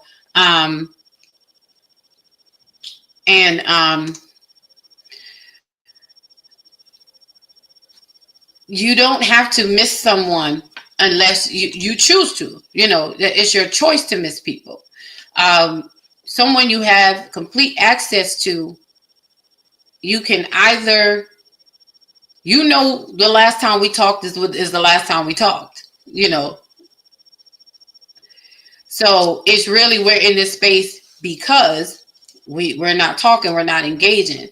Again, with that being said, it leads to that space of the good things that you do. I will start to think that you're doing this to make up for something that you've done that is not really about me feeling better, but it's about you doing what you feel you need to do to continue to gain that access, and I've just had to be like, no, and just know and call it what it is.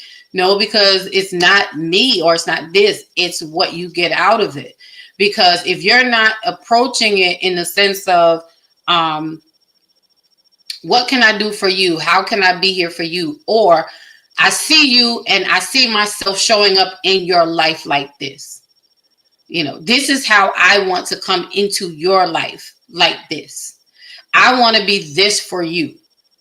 I see, this is where I can fit into your life. And I want to fill that gap. I want to be in that space. I want to play that role. I want to own it. I don't want to play it. I want to own that role,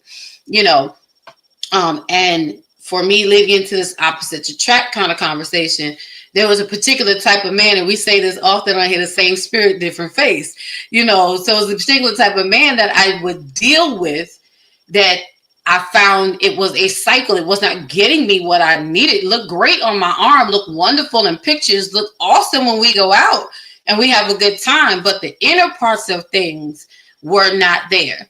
The meat, the substance, it was not there. So I had to stop doing what I would normally do and open myself up to someone who I would say I may not normally have been open to in a relationship. That might have just been open to them as a friend.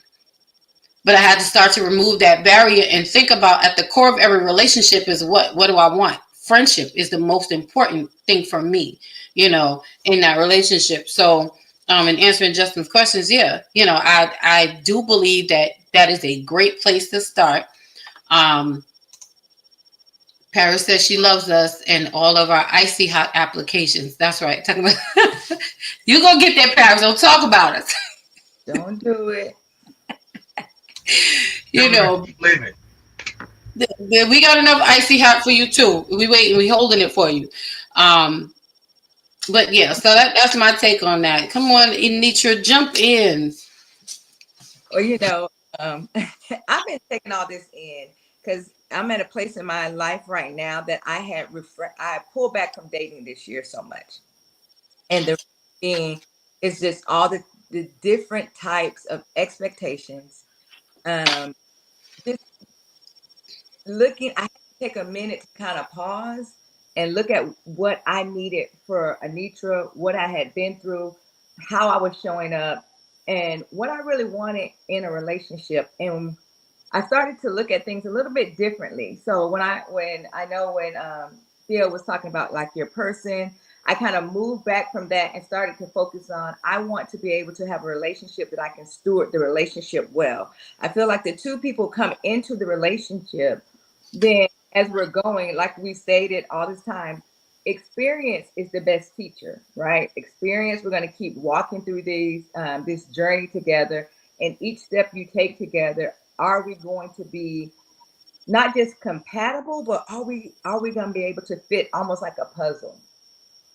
So when I say steward the relationship well, I mean, we both are individually responsible for ourselves. I can't make another person change. They can't make me change. I don't even believe another person can develop me. That is responsibility of mine. Do they have input? But it still is my responsibility. So when I look at this, I go, okay, the relationship is what I'm focused on, meaning that what are we bringing to this place in this space and how we're going to navigate in life. I was married for 25 years. And I had a spouse that would give me the world. He was like Justin, a go-getter. He did not let me and the kids want for anything, but he was not present mentally, physically at times, never mentally. So I had everything. And everybody else is like, oh, your life is great. Is it? I can't sit down and have a conversation with this person. They're not here. They're zoned out. They're working. You're gone so much. You're giving me everything, but everything that the relationship needs, the relationship ended up dying, and I died with it. So I had so many things. I'm trying to think of things you were saying. And one of the things you said about we have these homes, we have these places that we live, that we spend money to get them, and then we spend more money to leave them. How does that even make sense? My space has to be a space that I can be nurtured in and can nurture in it. I like being home. I like doing things. I like going on vacation, but I love being inside my home. I love being inside my space. I like to be creative in my space. Like I'm gonna do movie night. I can do that at home. You can get any movie you want, but I'm gonna do movie night. I do, and I'm gonna tell you because I've done this on dates. Like I'm going all out. I got the movie boxes, the popcorn. I buy this stuff, and I do the trays. I do the s'mores. We doing all of this, but it's still in a space where I like to choose movies that we can have dialogue in. Like we can enjoy the movie, but then I can have a conversation with you because, as I said, I like intellect. So one of the things I was talking to actually somebody I'm not really dating, but I'm friends with, and the movie Ruth and Boaz came out, and I said, hey, let's watch that together. Just because, you know, people are like, oh, I watch it. I don't want to talk about it on social media. I just like to hear your viewpoints because that'll tell you a lot about a person. When you're watching music, movies, music, it really opens up the door to find out about that person. I'm just like you guys. I'm at the point where I was like, I cannot fake another date. I can't fake it. Like I don't have. I ain't got it. I ain't got it in me. I can't. Like I'm 51. I do not have it in me to prolong periods of time. Like, hey, I don't know how much longer I have on this earth. So, can we get to the part where, hey, for real, who are you? Like for me, I'm like, for real, I'm going to tell you my flaws up front. Like I can be a brat. I'm going to tell you up front, I can be a brat. I'm working on it, but I will tell you, I'm going to be a little bit bratty, and I can hear I done got to the point where I can hear it sometimes, and I'll correct it before you do. I'll be like, you know what? I heard it. I heard it out loud. You ain't even got to say nothing, bro. Let me pull back and kind of, but that's a part of doing that work in yourself. And I think that's what a lot of people have done surface work. But when you get to the core of who you are, you get to a place where you're like, you know what? I'm going to tell you who I am. So don't, you know what? I'm just going to say this. Please don't text me, good morning, beautiful. I don't know why that irks me, but it irks me. I automatically want to say, please. Don't text me. I'm opposite on that one. I don't mind. When I say, good morning, my beautiful sister, that irks you? No. It's you know, it's the. That's different. Let me rephrase. It's the when you come in the DM, you know. Grand Rising Queen. Yeah, that. You don't even know me, dude. It's gotten so, and then it's the holding back. So good morning. Good morning. How are you doing? It's because I try to give people a chance. How are you doing? I'm doing fine. I hope you're having a beautiful day. Okay, what you want? At this point, I'm saying. Right. Get to the getting. So, get the good morning, beautiful. Right. Hey, are you, what? Because we don't know each other. So if you're coming, especially if you come in my DM, what is it? Are you wanting to get to know me? What? I'm just asking you how. Then they get offended. I'm not trying to offend you. I don't have time. What is it that you want? Are you saying, hey, I saw your picture. I look like somebody. Okay, then I'll either say yay or nay. But don't do 20 minutes of, are you working? Is your debut? No. What brought you here? What brought you here? Let's go. I mean, I just feel like it's unnecessary. And if I go, like I've gone and I've seen a guy that I've been interested in, I'll say, hey, how you doing? You seem, and I'll just say, I saw some things you posted, or I saw something that I like. I just want to ask you a few questions. I'm going to be upfront. I just don't like the prolonged conversation. Just, hey, you look nice. I seen something you wrote. You seem interested. Hey, can we have a conversation? Bam. Don't talk to me for 20 minutes back and forth. I'd stop. No, it's the 5 minutes of hello back and forth for me. You say good morning. You jump in my DM, say good morning. I say good morning back because I match energy. Well, hold on, y'all. Vaughn, the Invisible Man, Eric is in the building. He says blessings all saying hello with all the L's, and he is laughing.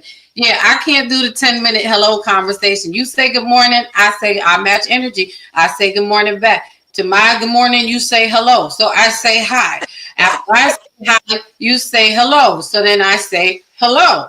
Then you want to do the poking finger, the tapping, whatever that is. I'm like, okay, what? I didn't talk to you. You talked to me. So I'm expecting you to move the conversation. Or the hey there, honey, or baby. You don't know me. Why are you calling me honey? Oh, yes. Okay. See? Babe. Oh, babe, you And I'm definitely, I am an engager. I'm a communicator. I love the good morning, beautiful. I love the have a good night, sweetheart text. I need the middle of the day. How are you? You know, I don't want to feel like I'm interrupting you or I'm disturbing you or, you know, like I don't know when to talk to you. I don't like that does not make me feel comfortable. So when you're talking about, is this my person? I need for my person to make me feel like it doesn't matter when you reach out to me. I just want to hear from you, you know, even if it is bad timing, so to speak, because, you know, we can't always, you could be in a meeting, you could be in the middle of doing something, you could be on the phone, and that's okay. You know what I'm saying? But open it up so that I feel comfortable to know that if I reach out to you, like, hey, babe, how are you doing? How's your day? Are you good? You know, even if you don't respond right away, it's okay. But it's having that access and that comfortability, you know. So again, for me, the good morning, I need that. You don't text me good morning, I'm gonna have a problem. Like what? You don't know how to. If we're already in that space, I mean, initially when those initial just right. Oh yeah. Like no one's authentic anymore. You know what I mean? Like it's just the kind of. It just seems very, yeah. You know, I want you to, if you want to, I ain't gonna say pursue, but if you want to get to know me, do something that if you really looked at my post okay, I'm gonna give a prime example. On my page, it tells you a few things about me. If you come into my DM and say you saw my page and ask me exactly what's on my page, I have an attitude. You asked me where I'm from and it's posted on my page and you said you went through my page. Did you look at my page or not? Because but wait, Ken. Those are lookers. Those are not readers. Okay, they reading. They saw you on your page. Right, they need it. They said, I don't want to read this. I want her to tell me herself. Right. Like that. And I want to know if you remember what you said about you, because people be on there posting all kind of things that ain't true at all. Okay. They are completely opposite from what they say or who you say. But I thought you said you wrote a book. I thought you said you was the Pulitzer Prize winner. What happened to that? What do you mean? You know, like what are we doing? All right, hold on, y'all. Something that you said is important though is really knowing who you are, right? And so I'm at the point where I ask, like, really and truly, would I date myself? Yeah. Right? You know, like would I date me? Like just taking that introspective, like what are the things about me, right, that might not be attractive to someone, right? Like you said, I know I'm spoiled and I spoil myself, right? So you got to know how to manage that and reel that in a relationship, right? So I think it is key, but I think it comes down to, like you said, you know, doing the real work, right? Not the surface work, like you said, right? And I don't think a lot of people do surface, right? And a lot of people don't heal before going into the next thing, right? And so when you don't give yourself that chance to heal and unpack some stuff, you just keep taking the same stuff into the next relationship. Absolutely. And you know what you were saying, one of the things that I found out, like when Lady Dawn was talking about, you know, these cycles, I had to kind of look at myself and figure out what was I doing or what was I bringing that I would, for one, I'm attracting this type of person. So what is it in me? And I learned when you are a giver or when you are an encourager, it's almost like we're fixers and we're drawn to brokenness. But we don't always, and there's nothing wrong with that. We just don't put it in the right category. So sometimes we date what we should be being friends with or helping to Watch your voice. Yeah. but we shouldn't be dating that, you know. Yeah. But when you start to learn that, like now I've learned that about myself. So now, and like you said, we're God's girls. I ask God, okay, what kind of relationship is this? So I don't go in anymore thinking, oh, I could be with this person because I can fix them, because that made me feel good. Mm-hmm. That did something for me. I think that speaks to how I've equated it, because I've been there and done that. Lord knows. I'm like, okay, I just attract broken things. All right. Didn't understand why, like, but and just ain't had no problem with it. Like, I'm gonna love you back to better. I am, but it's the question of, is this assignment or is this relationship? Yeah. And learning the differences between the two. How far am I supposed to go in this? How much of me am I supposed to give? Am I supposed to heal from the outside? Because I know for me, I know in dealing with a lot of men, and when I say that, I don't mean that, in a personal way, but because I'm a woman and because of the depth of the engagement or the healing that happens, for me, I have to get in and get out real quick. Because what happens is, as a woman, when you are being that assignment, in a sense, to a man to help heal in that space, it then heals them and it heals them, but it also pulls out an emotion out of them that becomes attached, because you're hitting a spot that no one else can touch, And so because you do that, and men are not as easily opened as we are, they want to bond to that, because that's now safe space for them. So I have to make sure that I do my job, my assignment, without the emotional attachment of the heart, but the attachment of the spirit, you know what I'm saying? And then get out and be like, nope, you got to keep it at bay. Because it's easy for you to get tangled up. It's easy for your emotions to get involved because you begin to care, So I totally agree, with what you said. And I know for me, after I did my work, my inside work, not my surface work, my inside work, and y'all know me, I love me some Dawn. I am her. I'm her. In my own right. Don't mean I'm any better than anybody else, or any less than anybody else, but I am her. You are her, girl. You are. Girl, listen here. Ain't nothing. But the thing is, after I did my work, and this is really good, I said, that's it. Thank you, bro. After I did my work, and I was like, I'm a great date. Like, I'm the best date. I sure would date me. Absolutely. I was like, hell yeah, I would. Like, you had the best time you would ever have with me. But when I actually got into the dating world, and I felt like, okay, because I was like, I'm done. I ain't dating no more. Like, I'm good. I would be the best hanger-outer you ever had. But when I did go out into the dating world and started dating again, it became a question of, again, I think I'm a great date because I'm dating me. And I'm basing my work, how good my work is, on me. But when you actually add another human being that's not you into the equation, that's when you find out, like, oh, so in the test, I passed it, but in practical, like, it's different, because they not responding the way I would respond, the way I responded to me when I did this in the place, And so it's fine tuning those things and figuring out, like you said, like, okay, I have to learn to see myself in a different way. And that was for me where I had to start learning to kind of date opposite to what I was doing and expose myself to people that were opposite to what I was accustomed to. I had to learn how to get comfortable with being the uncomfortable new person in the room, so to speak, because that's the only way that I was really going to put my work into practice and be like, okay, all right, let me fix this here. Let me pull this in there. And I feel like we have to stop being afraid to go to the opposite of what we become accustomed to. Like, launch out into the deep, because there is something that is polar opposite to you.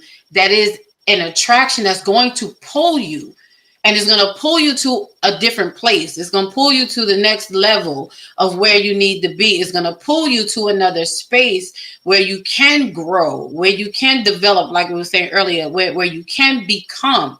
But we have to stop cutting ourselves off and thinking like, I don't want to do this because this is uncomfortable. Well, I don't want to do this because, and how quick we are, because, well, they ain't like me, so I'm not going to do that. Well, it should be because they're not like me. And I'm not saying with all things, because you do have to know your limits, but be open to finding that opposite so that you can grow. But Justin said something that I related to was the depression piece, right? Because I realized that, after I did the inner work, like you said, I realized that, like he said, I was always on the go. I was always doing something, being somewhere, being that girl. I'm going to this event, that event, whatever, because I was masking, right, the fact that I was depressed, right, or in a state that wasn't a good state. And so after doing the real work, I realized that, nah, you're not that chick that wants to be all over the place, right? So it also was me realizing also who I was, right? Like, no, I do enjoy being in my home and in my space and just chilling or whatever, right? Because, at the point that there was a point where I was dating, I was all over the place, and I was matching the energy of the person that wanted to be all over the place, because I was in a state of mind that wasn't really who I was. It wasn't my natural, right? It was a mask. It was me compensating for something that was missing, that I didn't even know what it was until I started really doing the work, right? And so I think that's why it's also important, like Anitra said, is to really get to know who you are, right? Like to your core. And that's why I always say healing is a choice, and it's hard when you really look in the mirror and take that look at yourself. But on the other side, it's freeing, right? Mm-hmm. But because I look at myself now, and I be like, if I was to meet somebody now, I'm not gonna want to be all over the place. I'm not gonna want to be hanging out all the time. I'm gonna want to be like, let's sit down, watch Netflix and chill, right? Let's make some popcorn. Let's do whatever. Whereas before, my friends used to be like you're all over the place. Like, we can't catch up with you, right? But I didn't realize that was because I was looking for something, and I didn't even know what I was after. And that's true. And thank you for that share. You have to pause for these. Like, you have to give yourself a chance to breathe. You got to give it a chance to reset. I think you have to learn yourself now, because again, the things that I was once attracted to, I'm not anymore. What's really I still may see it, and I'm like, well, you know what? Because y'all know how we do. We share things amongst each other. We do. We share stuff. Like, now that's nice to look at. Okay. But, at the end of the day, it's like, that's nice to see, but it's not nice to be with all the time. And so it's really about content. It's really about the content of a person. And as I say, we have to not limit ourselves by just sticking to the one thing that we know, the one thing that we're accustomed to doing, especially at this big old age. Open yourself up to the world. You never know what you are missing because you don't know what you're missing. You really don't. And compatibility is so important. I keep thinking in my head, like, when we're talking about it, about the opposites attracting and then coming together, to bring that balance in life that we need. Like, something as simple as, I keep saying in my head, like, when you're riding a bike and you're pedaling in sync, both pedals are not going the same place at the same time. One is up and one is down. If your pedals are moving at the same time, your chain is broken. You know what I'm saying? you're not getting nowhere. You know, you know what I mean? You just hear that it's yeah, spinning. and you ain't moving. You know, you need that friction, that opposition. You need that push and that pull. You need that infinity type flow. You know, the ebbs and flow. You have to find that person, and you have to be that person. Yeah. Be that person to someone else that, you know, we are opposite, but I can learn something from you. Matter of fact, I'm opposite from you, but I can teach you something if you allow me to, and be willing to show up in a person's life in that way to learn and, you know, and to be and to teach. And how much more full would our lives be if we allowed ourselves to have these spaces? So I want to ask y'all one question before we wrap up tonight. Because while we're talking about opposites attracting, some people might consider that as settling, you know, to a degree, going against what, you know, I'm this is not what I'm used to. This is not what I want. This is not what, you know, we're just not, you know how we get with the whole settling. But I tend to think that there's a difference in settling versus making a decision. You know, when I make a decision, I'm aware, I'm conscious of all of these things. I'm saying that I'm taking this, I'm taking that, I'm taking this, I'm working with that. I know that this is going to be a challenge. I know that this is not here, but that's okay. I'm still going to take the lack. You know, I'm going to take what this is missing. I'm going to take all of that. And I'm making the decision to be in this space. I'm not settling for anything. Whereas settling is more of, it's not what I want, but I'll take it anyway. I think, you know, things with that when you're saying that I had to look at, and I look at it's want versus need, because sometimes what we want is definitely not what we need, and it's not. You know, we talk about growth, we talk about development, and it's not beneficial. I think in our younger years we focused a lot on our wants. But as you get older, you realize, what is it that I need to sustain life, to be in life, to be in the relationship, and to not get in a place of settlement. Now, need is so much more critical than I think that we look at it. You know, right now, everybody's talking about, I want 6 figures. You know what? You can have 6 figures. I'm a prime example right now. The government has shut down. They are not going to pay me. So if you marry and say they got rid of my job, but if you got with me because of my profession, what now? right. I think that I like what Theo said earlier. I kept dating him when he was in that space of not working, because sometimes I hear it all the time, and I'm not, you know, I want to talk to our sisters, our younger sisters, that like, if he don't have this, he don't have that, sweetie, there'll be times where that can be taken away. Yeah. What you're going to do? You're going to walk away from everybody. Currency is just that. It flows in and out. You're going to have high times and low times. Where are you going to stand, or can you stand with somebody that has now lost everything? Because a person that loses something going to end up broken in some ways, male or female. Because especially when, like, I mean, I'm telling you, I've gone through this whole year. They've been really messing with the federal government this year, the federal employees. They've been attacking us, and I ain't really feeling that. But anyway, it's like I went to a space at the beginning of the year, like, is my job gonna be going? What am I gonna do? Who am I? What, you know, all these questions. And I had to pause and like, wait a minute. You know what? I'm good. This job is not who I am. It's not. I'm bringing Anitra to the table. So if Anitra got to go work at Walmart, I'm still Anitra. It's not going to change me. I'm going to do what I have to do to, you know, to thrive in life.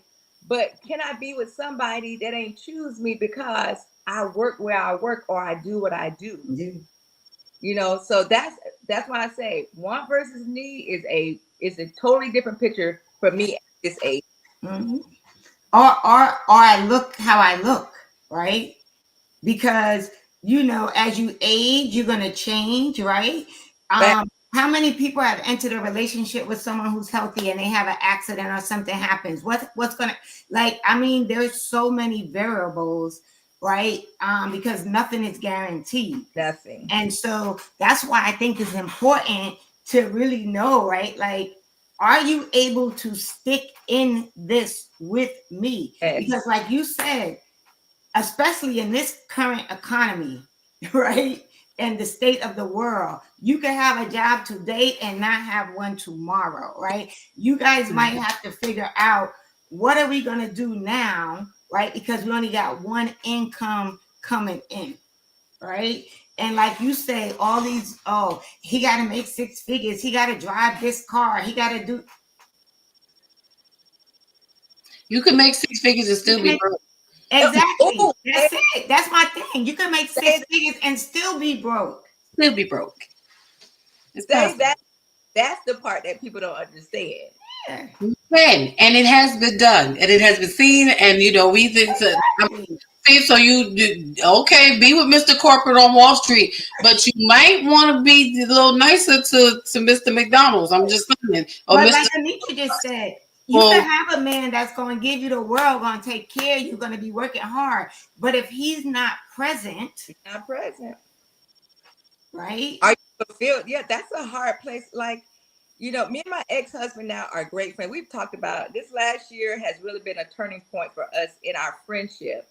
And we talk about a lot of that stuff because it was like, I was like, you were just not present. And he was like, yeah. I tell anybody, he was a great provider, because that's what people talk about. Oh, they were a provider. He was a great financial provider.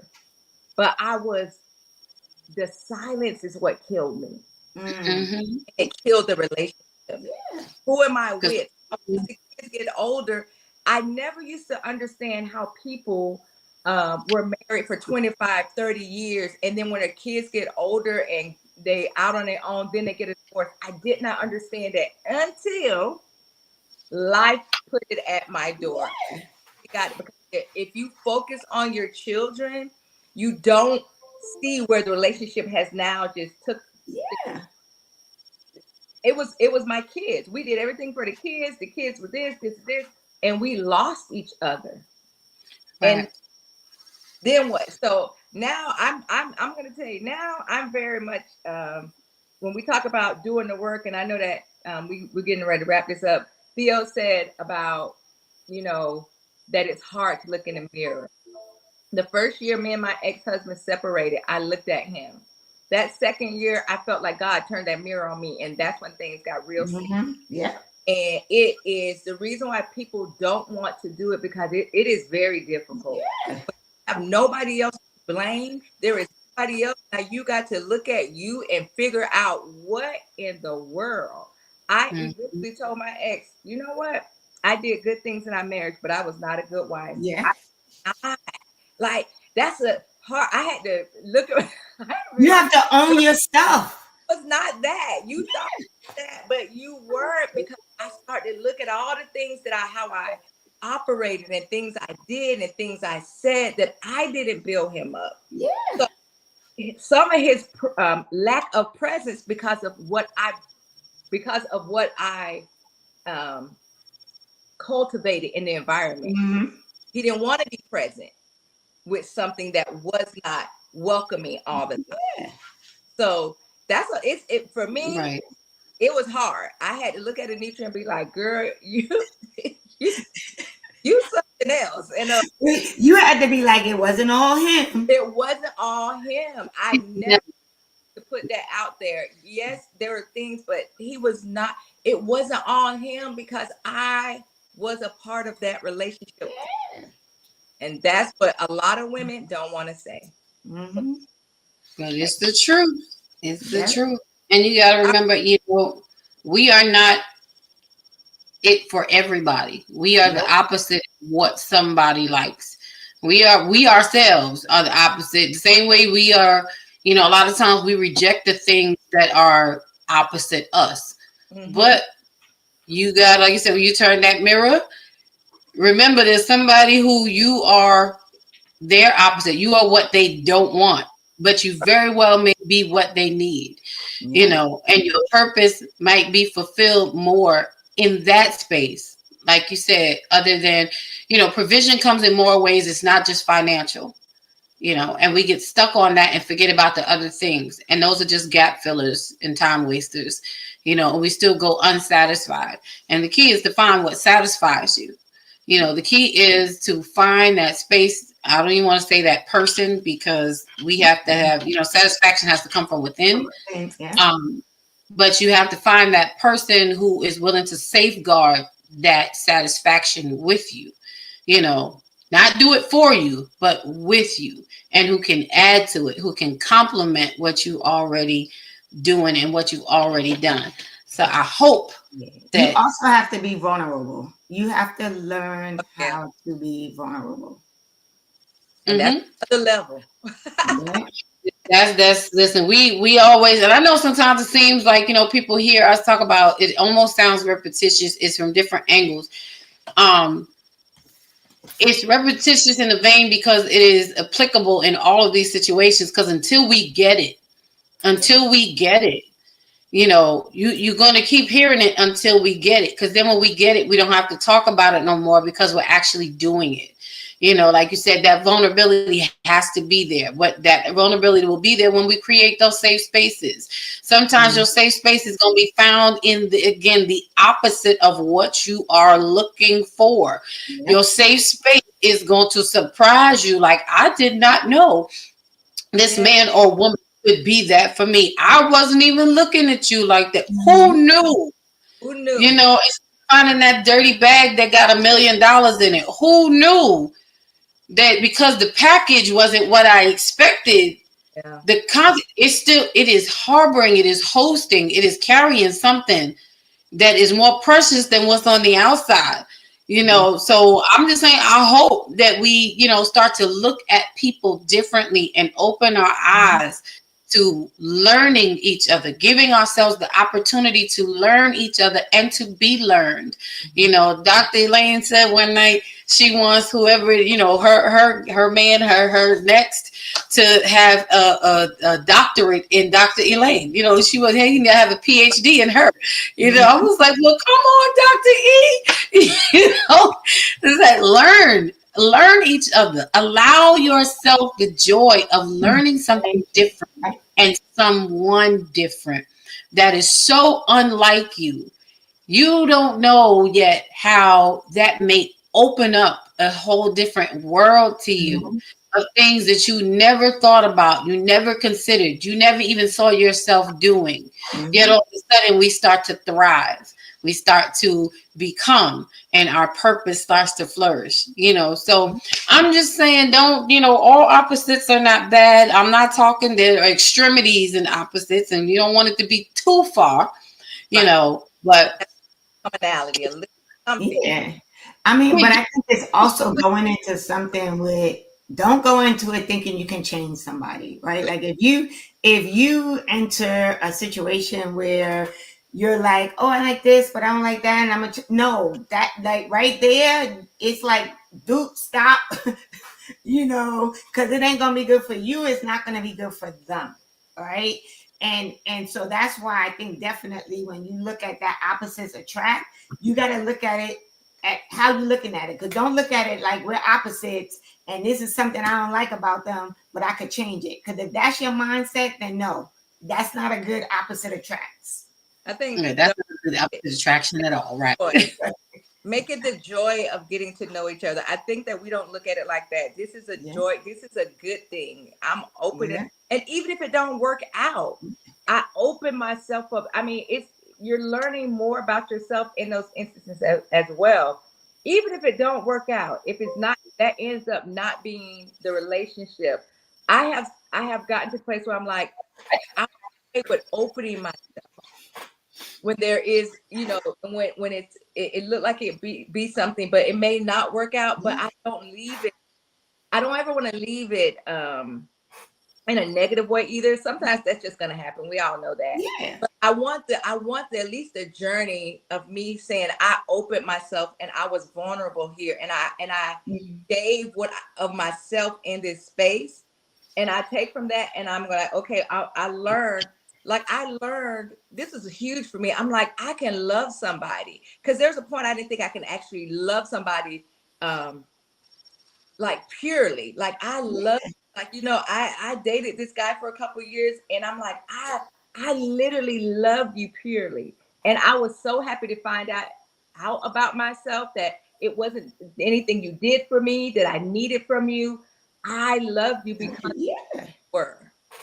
But I think for me also the growth for me is realizing that if it doesn't work out, it's okay. It's okay. That just wasn't the person for me. Yeah. Right. And for me, that was growth, right? Because, you know, I mean, I'm just speaking for myself. I've been in those situations where, oh my God, woe is me. What happened? You know, right? You know, so, but now just to know that, like you said, I'm open to let me get to know this person. Yeah. Right. Let me get to enjoy whatever there is to enjoy. And it might end up being something beautiful and it just might not work out. But if it doesn't work out, it's not going to make me fall apart. Yeah. Well, you know, I believe as we wrap it up tonight, we have, and listening to what you ladies are saying, and that's a true, I think it's a good place to end and wrap up in a sense, because that's a part of it that a lot of us that we don't want to talk about, that we don't consider. It's the if things don't work out. Now, what I will say, I think for me is, I don't think it's so much that I think all things work out. They just don't always work out the way we expected. Exactly. They just keep in mind, like, it's not a loss. Yeah. Because if anything, you've walked away with lessons learned. Take the lesson out of it, you know, and we become stronger and better. You know, we have knowledge for the next time. I don't walk away from any relationship empty-handed. Yep. Good, bad, or indifferent. You know. Yeah, and so it's never a loss. It's a win that you gained from being vulnerable, for allowing yourself to love, to take the chance to love again, you know, and not let whatever may have happened in the past that may have hurt you. You don't let that win. Yeah. You're using it as a footstool, you know, to go on to the next and to something higher and something greater. So don't be afraid to try something new. Open up your horizon, your eyes. You know, let's learn something a little different. You know, we got 3 more months till the year ends. Mm-hmm. So listen, find something to do that's opposite of what you would normally do. Find someone to learn that's opposite of who you would normally go out with. Somebody you wouldn't typically. That one person that you refuse to go out with might be the one person you need to go out with. Mm-hmm. I'm just saying, y'all. So welcome back, Anitra. Yay! We glad to go. We didn't want them to we didn't want you to come back, this way, but we glad we got you, at least for a little while. Right? I'm like, and what happened to the men? What happened to the men? Where'd they go? The men have been falling off tonight, left and right. You know, they men. You know, what can we say? What can we, ladies, we win all the time. You know. But I want to thank y'all for tuning in tonight. Again, these are conversations that we need to have, we should be having, and we will be having more of. So please hit that thumbs up button, subscribe to the channel, tune in all month long. October is going to be amazing. Next week, I'm glad we talked about this opposites attracting, because some of you may get some dates that you wasn't looking for. But again, be mindful, because it is cuffing season. People trying to get ready for the winter time to make sure they got something to snuggle up with besides a blanket, some fuzzy slippers, and a cup of tea. So we're going to talk about that next week. Right back here at 7 p.m. Eastern Standard Time. Thursday Night Squad is going to be in the house. I love y'all. Tune into the channel. We have poetry night coming this month. We have a conversation about, is it like, love, or lust? That's going to be real good. Mm-hmm. Oh, that's good. Mm-hmm. Yes, ma'am. And we have the men's lounge going to be up in the spot. Y'all know we love the menfo. So I want everyone to have a great night. Appreciate you all tuning in. Hang in there with me for a second, ladies. And of course, we will see you all next week. Much love. Go be great on purpose and unapologetically, guys. Informants, informant, that information for me. Important you get a portion of fortune pouring. Confession, fortunately, blessings on now they snoring. You mellow, so focused on scoring. Got you underperforming. I never expect something, never assume nothing. Judging me for my past, but that's why I'm triumphant. I don't demand, I know where I stand like engineer hands. Watch how my life pans. That game plan, show out like a jotter, pop out like a cutter. Telling the quick rock, skipping the course, squares like hopscotch. This gonna be my mood to my beat drop. Putting my